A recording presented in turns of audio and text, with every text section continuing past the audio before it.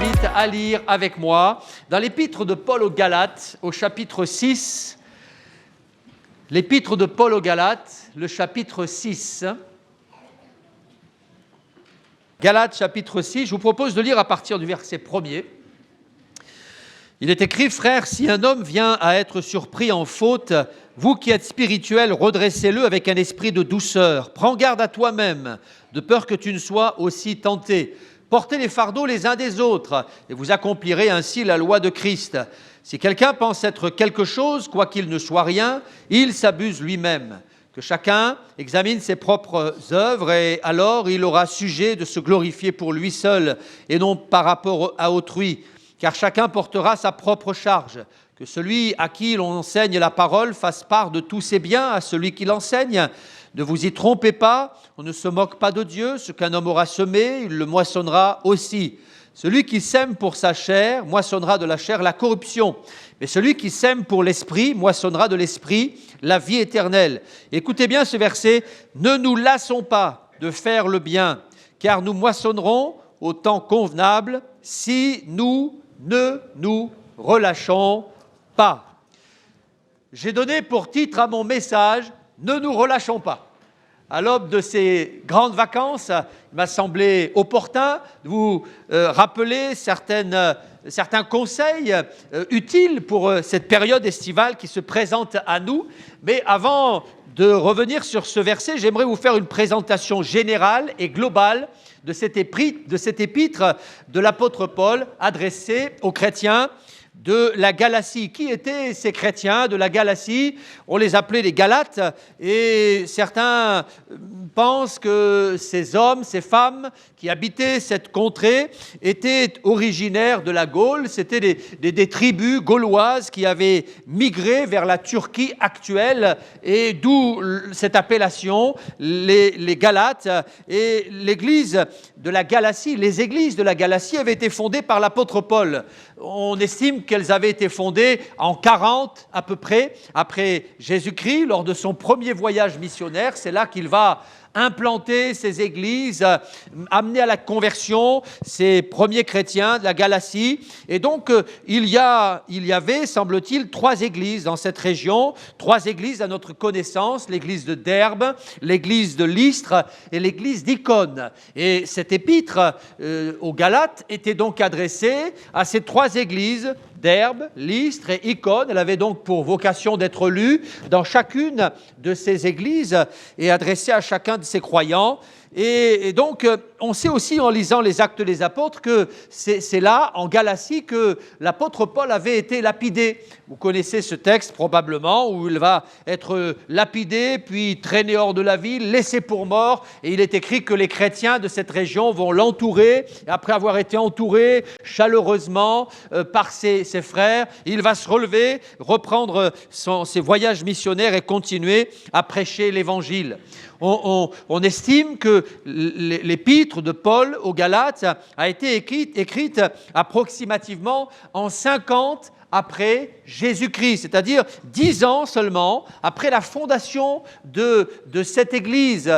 10 ans étaient passés, et après 10 années, il semblerait que l'église était déjà fatiguée et lassée. Et c'est pour cette raison que l'apôtre Paul va écrire cette épître et notamment leur dire « Ne nous relâchons pas ». Ne nous relâchons pas, ne nous lassons pas de faire le bien, car nous moissonnerons au temps convenable si nous ne nous relâchons pas. Et donc l'apôtre Paul va adresser un cri d'alarme à cette église qui semblait fatiguée. Et il va les inviter à ne pas se relâcher. Ne nous relâchons pas.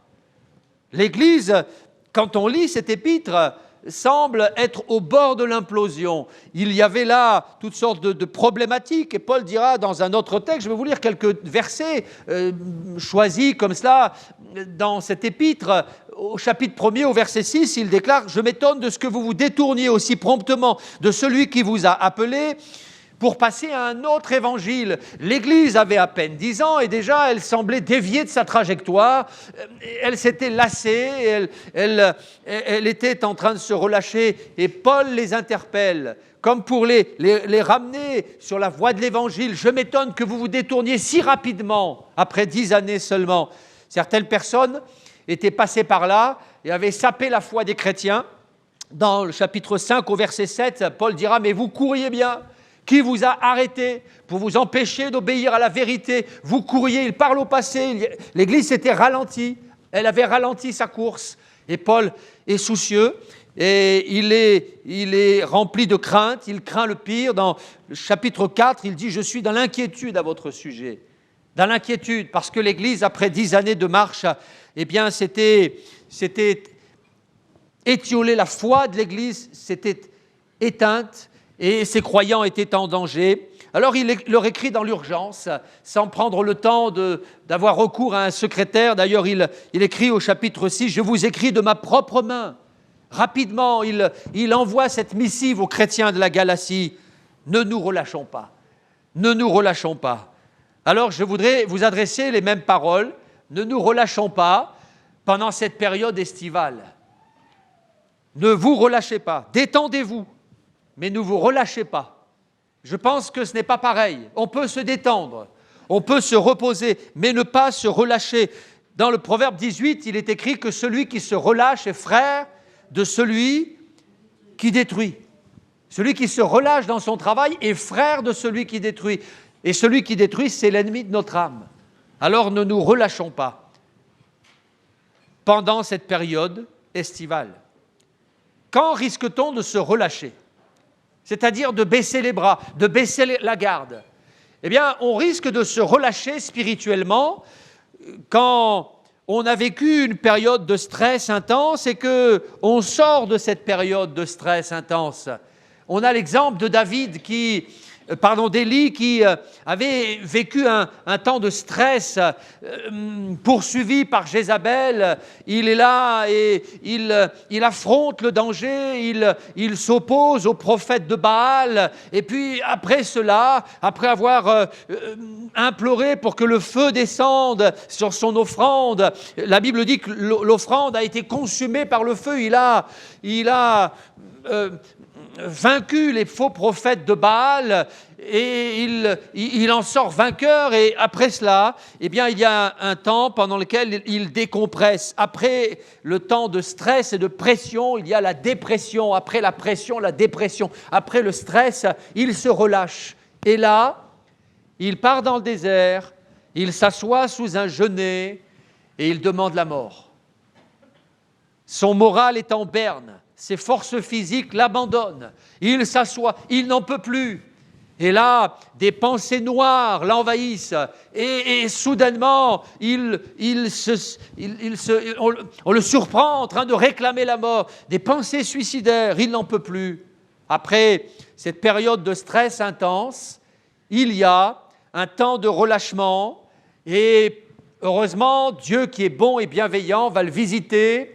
Il va le réveiller, lui donner à manger, lui donner à boire, l'amener sur le mont Carmel, parler à son cœur, il va lui redonner des forces. Mais là, Élie va passer un moment difficile. Après une période de stress intense, il arrive qu'on se relâche et que l'ennemi profite de ce temps de relâchement. Alors comme l'apôtre Paul l'écrivait aux chrétiens de la Galatie, je voudrais te dire, ne te relâche pas. Détends-toi, mais ne te relâche pas. On peut aussi se relâcher quand on se croit en sécurité. David se croyait en sécurité sur le toit de son palais. Et là, alors que Joab, son général en chef, est parti combattre les Ammonites, David, lui, préfère rester à Jérusalem. Et il estime certainement qu'il a suffisamment travaillé, combattu, guerroyé, et il pense qu'il a droit à un peu de repos, chose légitime. Alors il reste à Jérusalem et il est là, sur la terrasse de son palais, il contemple la nuit étoilée, et soudain, alors qu'il se croit en sécurité, il aperçoit une belle femme qui est là, en train de se baigner. Elle est dénudée, ses regards s'arrêtent sur cette femme. Il va convoiter cette femme et il va la faire appeler et elle va répondre à ses invitations. Et là, il va coucher avec cette femme et ils vont tomber dans le péché. Et quelque temps plus tard, la femme lui apprend qu'elle est enceinte. Et le problème est là, que faire? L'enfant va naître, alors il orchestre un crime odieux, il fait appeler le mari de cette femme, qui lui était au combat, Uri, le Héthien.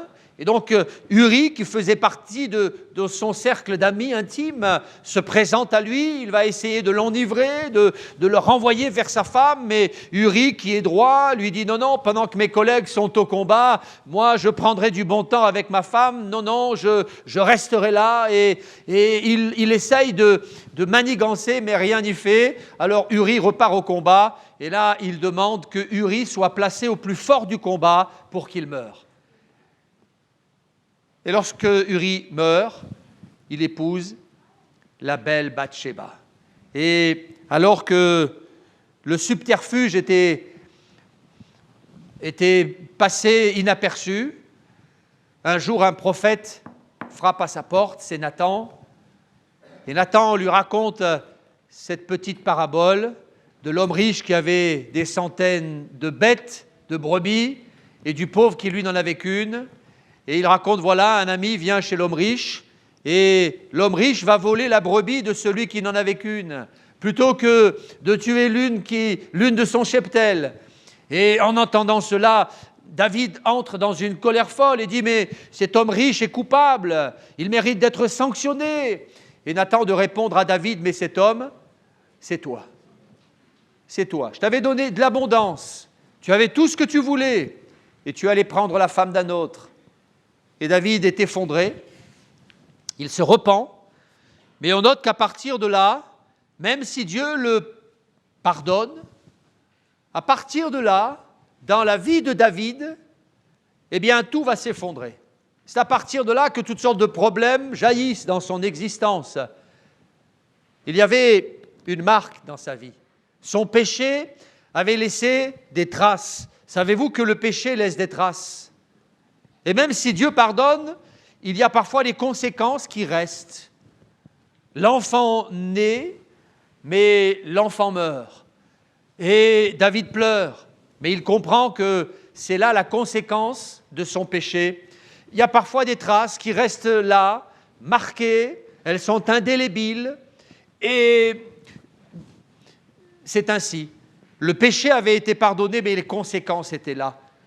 Et tout cela avait commencé à partir d'une nuit d'égarement. Il se croyait en sécurité, là, sur la terrasse de son palais. Ses soldats étaient au combat, ils étaient au front, et lui était là, seul. Il pensait qu'il n'avait rien à craindre, et pourtant, il n'était pas en sécurité. Un ennemi beaucoup plus redoutable rôdait autour de lui. Cet ennemi, c'était le péché.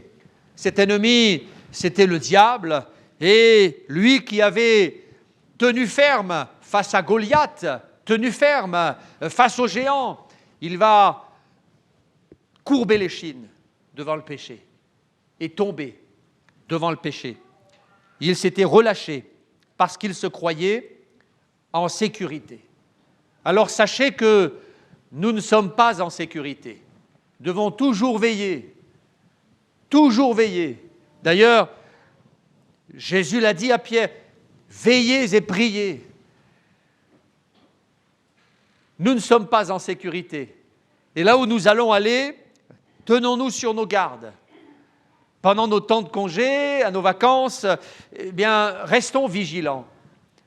On peut se relâcher après une période de stress intense. On peut se relâcher aussi quand on se croit en sécurité.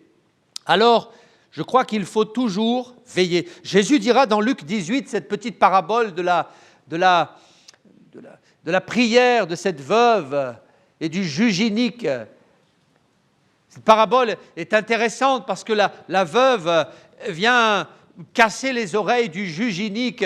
Elle est là, elle l'interpelle en permanence, à tel point qu'à un moment, le juge dit « Mais pour que je sois tranquille, il faut que je l'écoute, autrement, elle ne va pas arrêter de m'envoyer des mails, des textos, de m'adresser des coups de téléphone, de laisser des messages à ma secrétaire. Alors il faut impérativement que je lui réponde. » Alors il y a un moment où il prête l'oreille, il la reçoit dans son bureau, et là, eh bien, elle explique les choses au juge, et le juge dit « Écoute, on va régler l'affaire, comme ça je serai tranquille. » Ça, c'est la version moderne, hein. Et Jésus de dire « Il faut toujours prier et ne jamais se relâcher. » Il faut toujours prier et ne jamais se relâcher. Et c'est ainsi qu'il dit que nuit et jour, les élus crient à Dieu. Nuit et jour, les élus crient à Dieu. Et c'est vrai qu'en permanence, quand ici il fait jour, là-bas il fait nuit, et quand là-bas il fait nuit, inversement, mais en permanence, sur la face de la terre, il y a les hommes qui crient à Dieu, il y a les femmes qui crient à Dieu, il y a les chrétiens qui prient, qui invoquent le nom du Seigneur. Et nous devons invoquer le nom du Seigneur et ne pas nous relâcher pendant les temps de vacances. J'ai une bonne nouvelle à vous informer. Pendant les temps de vacances, nous avons pris la décision de maintenir les réunions de prière du vendredi soir à l'église. Je vois qu'on sera 3, il y a 3 amens, c'est bien.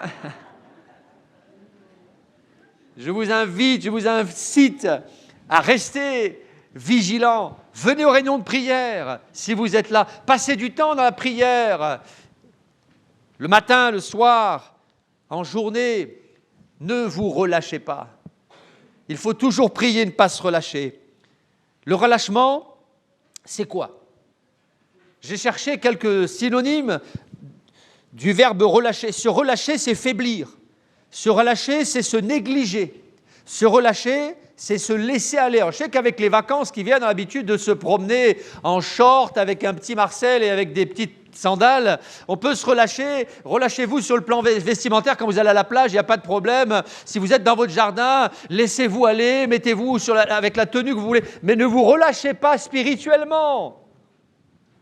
Bon, je vois que mon message impacte les cœurs ce matin, je vois que vous êtes chaud bouillant. Se relâcher, c'est se négliger. Se négliger, faiblir, se laisser aller. Le relâchement, c'est la légèreté, c'est la déconcentration, c'est la négligence. Soyons pas légers. Le relâchement, c'est la légèreté. Connaissez l'histoire de ce roi de l'Ancien Testament qui a fait un grand banquet et à un moment, eh bien, il avait pris les coupes d'or du palais d'Israël et donc il avait fait une grande fête, ce roi babylonien, Belshazzar, il avait fait une grande fête avec ses objets sacrés et pendant qu'il festoie, qu'il est à moitié ivre et que tout le monde est dans cette beuverie, il voit une main, l'extrémité d'une main, qui écrit sur le mur de son palais. Vous connaissez cette histoire? Si vous ne la connaissez pas, il faut lire un livre très intéressant qui s'appelle la Bible. Je vous assure qu'il est très intéressant. Hein. Essayez de temps en temps. Et cette main écrit sur le mur du palais « Méné, Tekel, Upharsin ». Vous voyez, je suis un peu instruit quand même. Parfois, je connais des mots étrangers. Mais Méné, Tekel, Upharsin. Et le roi tremble. Et en voyant cela, ses genoux s'entrechoquent, ses reins se relâchent. Il change de couleur. Il appelle c'est grand, la fête est finie. Et il dit, j'ai vu des choses étranges.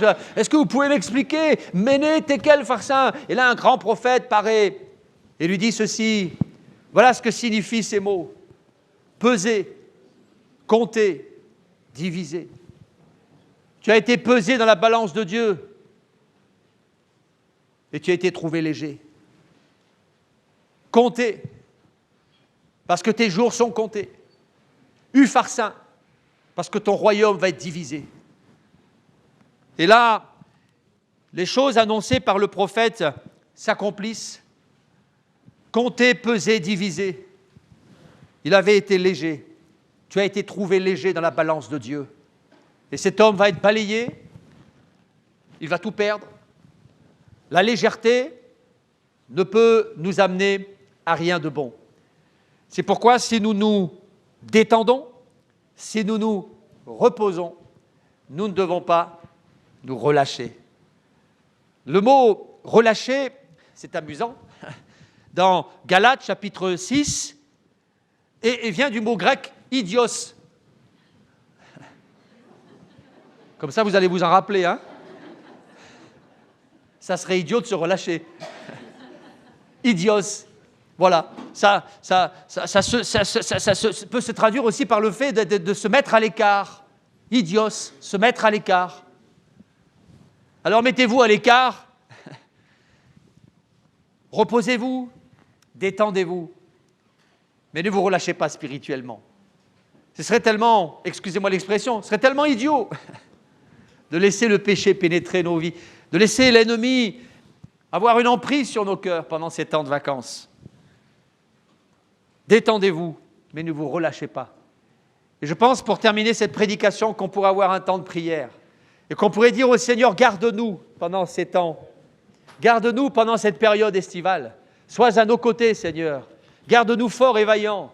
Nous ne voulons pas être comme David, nous reposer, mais nous voulons continuer le combat spirituel. Alléluia. Garde-nous, Seigneur. Est-ce que vous voulez avoir un temps de prière maintenant?